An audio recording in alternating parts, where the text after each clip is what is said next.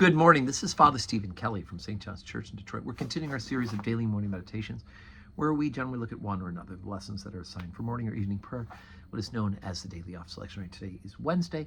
It is a bitter cold day here in Metro Detroit. The last couple of days we've had this extreme temperature warnings, so please be careful, bundle up, and keep in your prayers those who do have to work outside, the water department, the fire department, the police department, and those who are caring for the homeless to get them off of the streets and into shelters.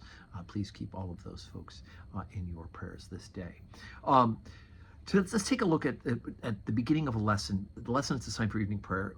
We're going to cover this over the course of a couple of days, and that is John's Gospel, the 4th chapter, about the story of the Samaritan woman by the well. So we just have the first section of it today, so we'll try to deal with just that part, but over the next couple of days, we'll continue through the story and add it up. So John 4, verses 1 through 14. When therefore the Lord knew how the Pharisees had heard that Jesus made and baptized more disciples than John, though Jesus himself baptized not, but his disciples, he left Judea and departed again into Galilee. And he must needs go through Samaria.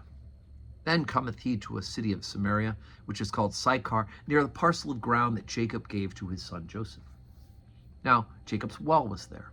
Jesus, therefore, being wearied with his journey, sat thus on the well, and it was about the 6th hour.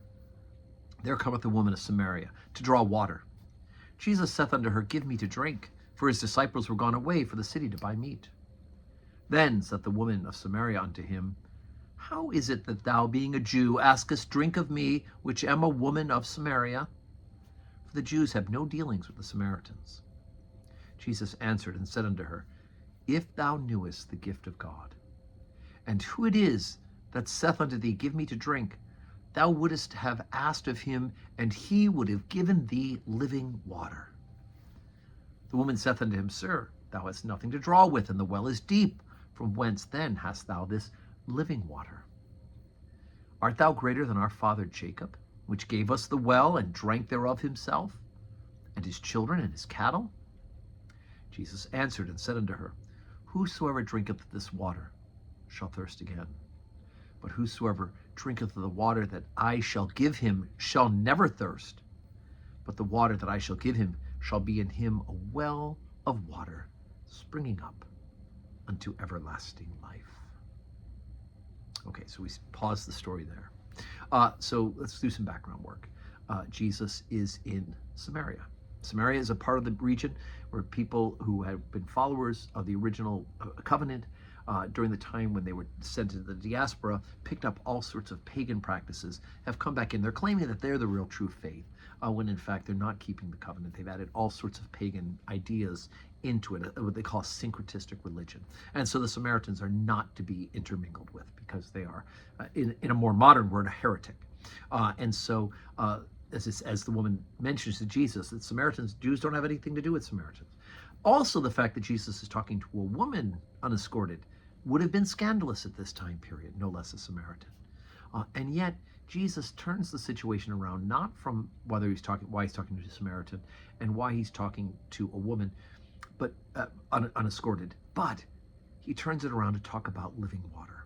So we have this early clue of one of the identifying marks of Jesus, that yes, we need water. We need the physical attribute of being hydrated. And when you live in an area that is a desert, where wells are so important, water, I remember the time I spent in the Holy Land, 5 weeks I lived in the Holy Land, water becomes vital. And you can see, you stand on the mountaintop by the Temple Mount, and just over and above it, Mount of Olives, and you can see where the rain, depending on the year, where it becomes desert. You can see the amount of water and where it's not. Right? So it's desert on this side, and it's more fertile and plush this side, because the rain reaches into the coast to about right here. And so the water becomes so vital as an identifier.